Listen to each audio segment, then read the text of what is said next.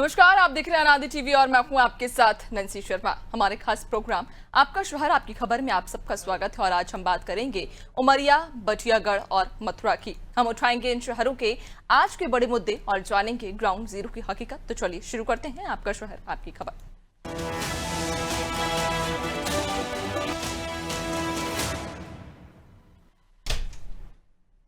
चलिए और सबसे पहले बात करेंगे उमरिया की, जहां आजादी के सालों बाद भी बांधनारा गांव में लोग बिजली के लिए तरस रहे हैं।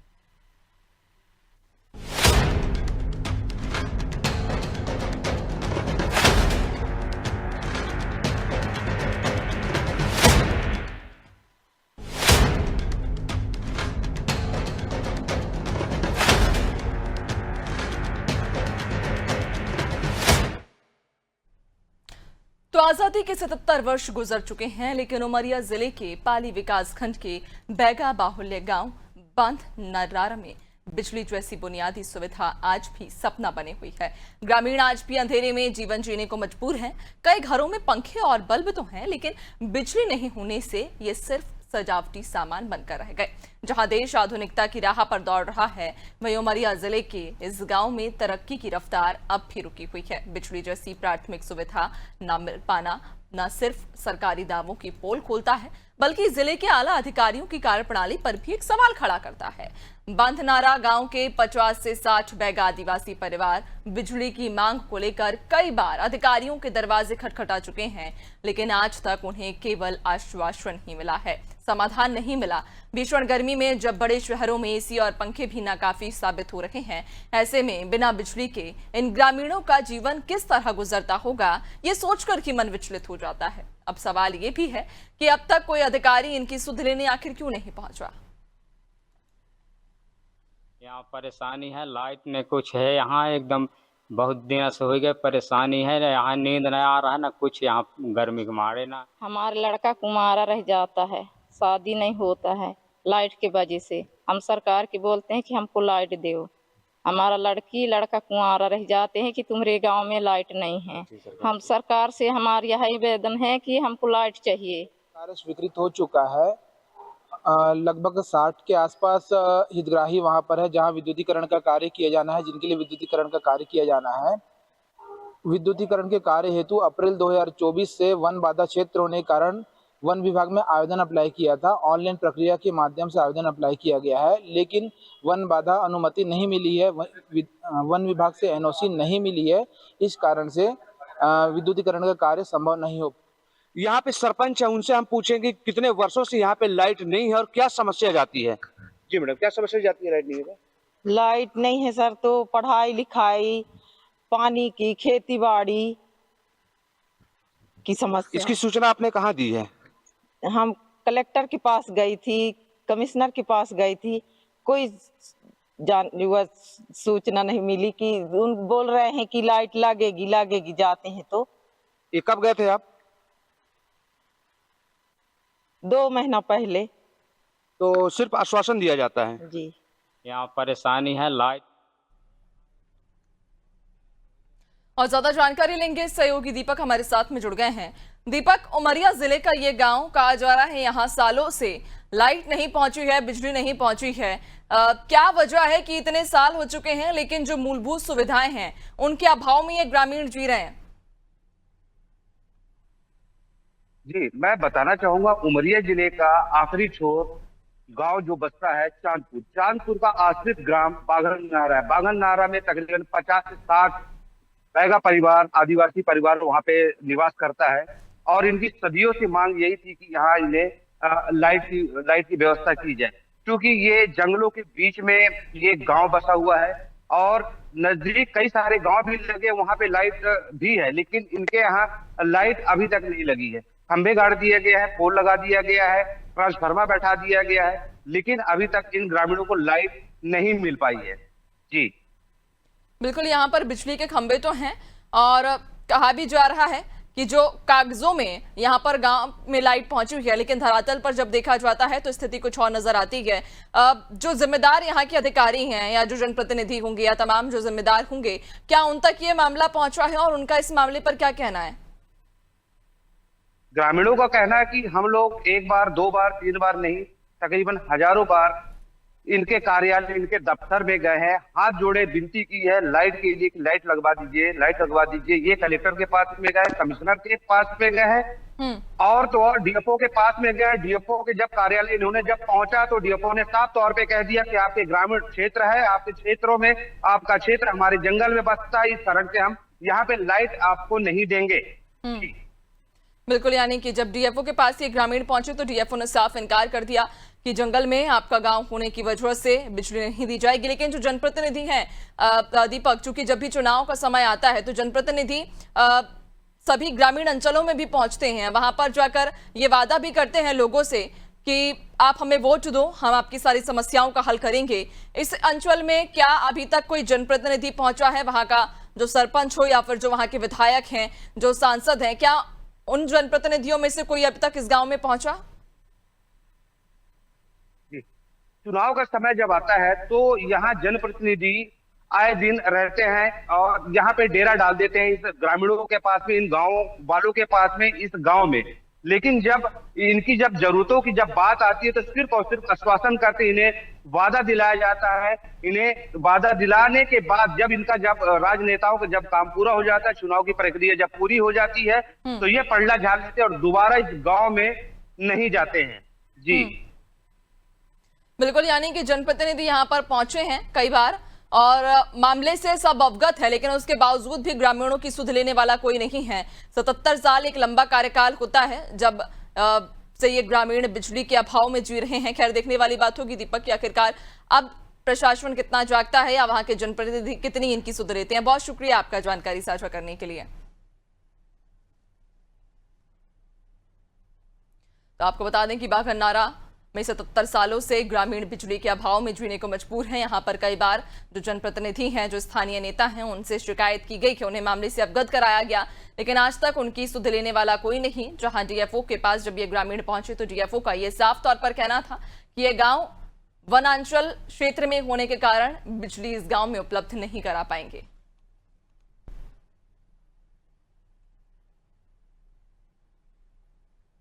चलिए, और अब बात करेंगे बटियागढ़ की, जहां खरीदी केंद्र में हजारों क्विंटल गेहूं लापरवाही की भेंट चढ़ गया।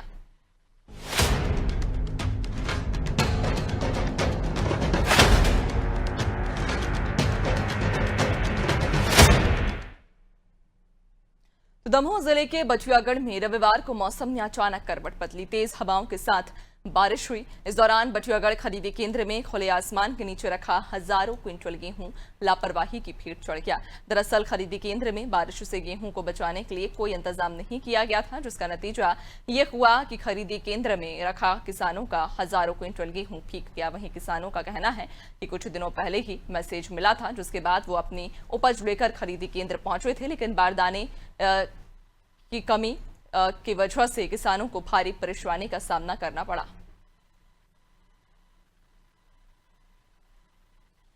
गेहूँ किलो अभी आज थे जो पानी गिर गया, हजारों कुंटल गेहूँ खराब होगा, पानी में डूब गया। कहाँ पर आज क्या? बटियागढ़ मंडी। कितना अनाज लिया गया? एक ट्राली। बारिश से कितना नुकसान किया? बारिश से नुकसान अपने तिरपाल से ढक दिया है। बारिश आई थी थोड़ी सी तो अपने तिरपाल से ढक दिया, बाकी की अपना परिवहन चल रहा है। नुकसान कुछ नहीं है उनमें से। कितना अनाज यहाँ बाहर रखा था? बाहर रखा करीबन 2000 बोरी। ये बारिश से भीग तो गया है? नहीं, भीगा नहीं है, थोड़ा मामूली अपने तिरपाल से ढक दिया है।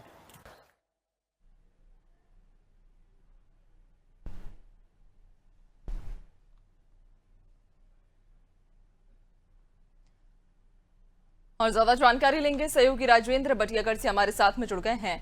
राजेंद्र, यहाँ पर कहा जा रहा है अचानक मौसम में बदलाव होने की वजह से किसानों को भारी नुकसान हुआ है, उनकी जो फसल थी वो पूरी तरह से बर्बाद हो गई है। ये पूरा मामला बटियागढ़ खरीदी केंद्र का जो सामने आया है, उसमें हजारों कुंटल गेहूं मंडी के बाहर रखा हुआ था, जो भारी बारिश होने के कारण अनाज खराब हो गया है। किसानों ने बताया कि मैसेज आने के बाद बड़ी संख्या में किसान पहुंचे थे, जहां पर उनका आसमान के नीचे खुला अनाज रखा था, जो भारी बारिश में खराब हो गया है।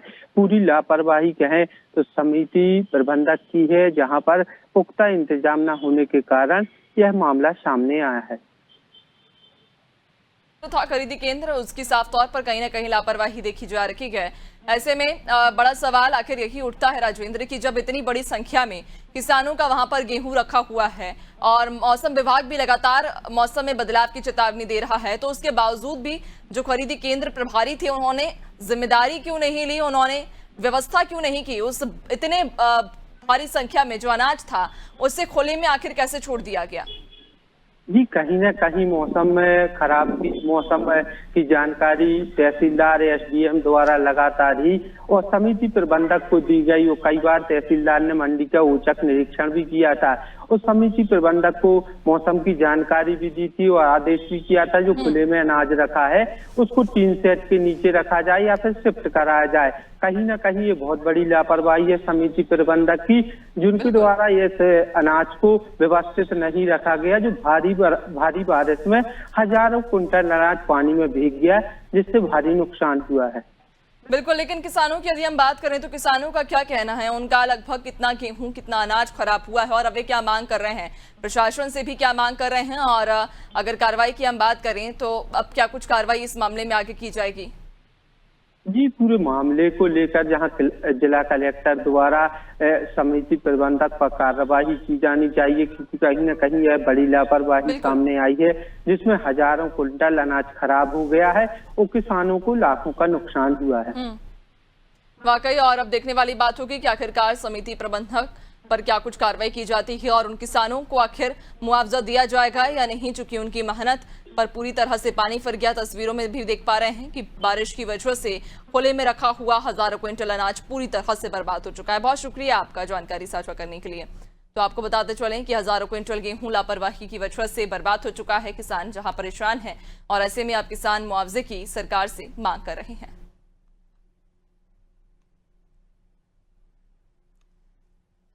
तो आपको बता दें कि दमोह के बचियागढ़ के खरीदी केंद्र का यह मामला है, जहां पर मौसम में बदलाव के कारण खुले में रखा हुआ यह हजारों क्विंटल गेहूं पूरी तरह से बर्बाद हो चुका है। बड़ी लापरवाही यहां पर केंद्र प्रभारी की रही, जहां कोई व्यवस्था नहीं की गई थी गेहूं को रखने के लिए। हजारों क्विंटल ये गेहूं खुले में ही पड़ा हुआ था, जिसकी वजह से ये लापरवाही की भीड़ चढ़ गया और किसानों को अब आर्थिक तौर पर नुकसान उठाना पड़ रहा है। चलिए, और अब बात करेंगे मथुरा की, जहां भीषण गर्मी में श्रद्धालुओं के लिए पानी तक की व्यवस्था नहीं है।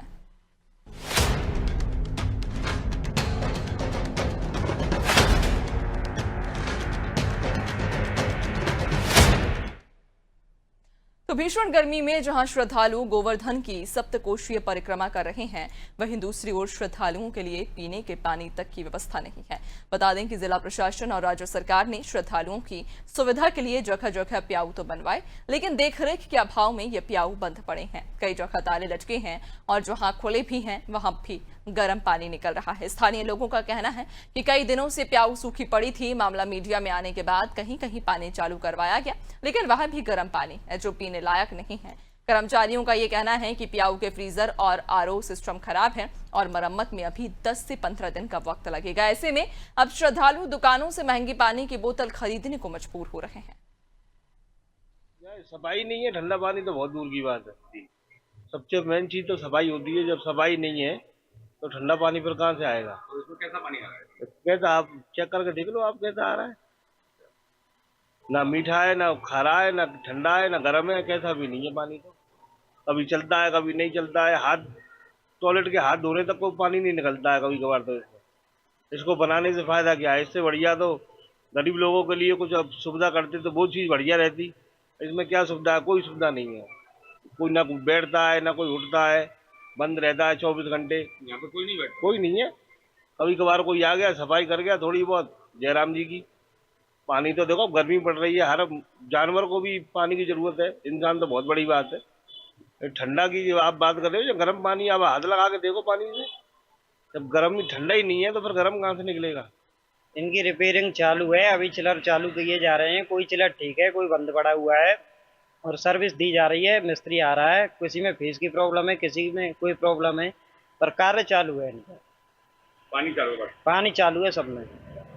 चिलर किसी में भी चालू है? चिलर चालू है, कोई चिलर चालू है, कोई बंद है। आपकी तीनों में चालू है? आप हमारे तीनों में चिलर चालू नहीं है, अभी काम चल रहा है आरओ का, चिलर का। कब तक चालू हो जाएंगे, होने की व्यवस्था? ये 10-5 दिन में हो जाएंगे चालू। और ज्यादा जानकारी लेंगे, सहयोगी विष्णु शर्मा हमारे साथ में जुड़ गए हैं। विष्णु, लगभग कितने यहाँ पर ऐसे प्याऊ होंगे, चूंकि सप्तकोशीय परिक्रमा के लिए जो लोग पहुंच रहे हैं बता रहे हैं कि वहां पर पीने की कोई व्यवस्था नहीं है। जो प्याऊ लगाए गए हैं, जो सार्वजनिक प्याऊ हैं, लोगों के लिए लगाए जाते हैं, उनमें पानी ही नहीं निकल रहा है। जी, मैं बिल्कुल बताना चाहूंगा मैडम, जैसे सप्तकोशी परिक्रमा है, सप्तकोशी परिक्रमा में करीब 18 से 19 प्याऊ लगाए गए थे और जिनमें की चिलर की व्यवस्था की गई थी, जिससे कि श्रद्धालु और यहाँ के स्थानीय लोगों को ठंडा पानी मिल सके। करोड़ों रुपए की लागत से ये प्याऊ बनाई गई है, मगर आज ये प्याऊ अपने अस्तित्व पर ही यहाँ से आती हुई नजर आ रही है। इतनी भीषण गर्मी के बावजूद भी यहाँ पानी हम लोगों ने बताया दिनों से इसमें पानी ही नहीं था। अब जैसे यहाँ पानी भी आया है तो वो बहुत गर्म पानी है, उसको पीने योग्य पानी नहीं है बिल्कुल भी। और यहाँ जो इनके आरओ प्लांट है वो चालू अवस्था में तो दिख रहे हैं, मगर वो प्रॉपर वे में काम नहीं कर रहे हैं। और अभी कुछ 2 महीने बाद ही यहाँ गुरु पूर्णिमासी बड़ा मेला लगने जा रहा है, जिसको कि राष्ट्रीय मेला भी कहा जाता है। और उसमें करोड़ों रुपए श्रद्धालु गोवर्धन की परिक्रमा देने के लिए आते हैं। देश विदेश से श्रद्धालु यहाँ पहुंचते हैं और अपनी मनोरथ मांगते हैं, मगर उनकी श्रद्धा, यदि हम सुविधा की बात करें तो उनकी सुविधा में ऐसी कोई भी यहाँ पूर्ति नहीं दिख रही है कि श्रद्धालु अपनी विष्णु, आपकी आवाज हम तक पहुंच नहीं पा रही है स्पष्ट रूप से। चलिए एक बार संपर्क साधने की फिर से कोशिश करेंगे, फिलहाल संपर्क टूट चुका है हमारा। तो जिस तरह से सहयोगी विष्णु हम तक जानकारी पहुंचवा रहे थे कि यहाँ पर सप्तकोशीय परिक्रमा में लगभग 18 से 20 प्याऊ लगाए गए हैं, लेकिन सभी प्याऊ में यही परेशानी है, या तो किसी प्याऊ में पानी नहीं आ रहा है, तो वहीं जिन प्याऊ में पानी आ रहा है उनमें पानी ठंडा नहीं है, गर्म पानी आ रहा है, जिससे लोगों को काफी परेशानी हो रही है। एक बार फिर से सहयोगी विष्णु हमारे साथ जुड़ गए हैं। विष्णु, ये जो प्याऊ हैं, कहा जा रहा है, जिस तरह से आप भी जानकारी दे रहे हैं कि लगभग 18 से 20 प्याऊ लगाए गए हैं, सब में यही परेशानी है, या तो किसी में पानी नहीं आ रहा, और अगर किसी में पानी आ भी रहा है तो इतना गर्म पानी है कि लोग पी भी नहीं पा रहे हैं। इसके पीछे किसकी लापरवाही है या किसकी गलती हम यूं कह सकते हैं, और जो मामला संज्ञान में आया है उसको क्या संज्ञान में डाला गया उन जिम्मेदारों के? जी, मैं बिल्कुल बताना चाहूंगा कि ये जो प्याऊ है ये एमडीडीए के अंडर में बनाई गई थी, प्रशासन के अंडर में बनाई गई थी, और इनके रख रखाव के लिए यहाँ पर लेबर भी लगाई गई थी, सुपरवाइजर भी है और लेबर भी लगाई गई थी। मगर मैं आपको दिखाना चाहूंगा बिल्कुल कि यहाँ पे आप देख सकती हैं, यहाँ ताले लगे हुए नजर आ रहे हैं। यहाँ पे कोई भी कर्मचारी यहाँ नहीं रहता है और इसी लापरवाही का फायदा उठा रहे हैं, फायदा उठा रहे हैं यहाँ के जो कर्मचारी है। आप देख रहे हैं यहाँ ताला लगा हुआ है और यहाँ पर कोई भी प्रॉपर वे में यहाँ सिटिंग नहीं हो पा रही है उन लोगों की, और इसी का कारण यहाँ के जो श्रद्धालु हैं जो परिक्रमा देते हैं उनको ठंडा पानी नहीं मिल पा रहा है। जी बिल्कुल, यानी कि यहाँ पर बड़ी लापरवाही कहीं ना कहीं नजर आ रही है। और ऐसे में विष्णु, अगर हम बात कार्रवाई को लेकर करें, चूंकि जिस तरह से हमने इसके पहले भी सुना था, जो वहां के ड्यूटी पर तैनात कर्मचारी थे वो ये कह रहे हैं कि पानी सारे प्याऊ में आ रहा है, लेकिन पानी गर्म है चूंकि चूल्हा खराब है।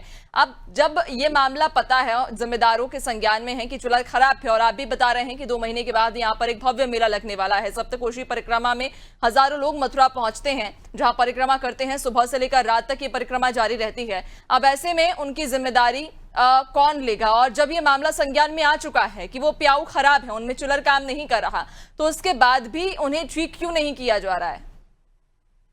जैसे उनसे हमने बात करने की कोशिश की तो उन्होंने बताया कि अभी जो हमारे मैकेनिक हैं वो उसमें लगे हुए हैं, 10 से 15 दिन में ये काम पूरा हो जाएगा।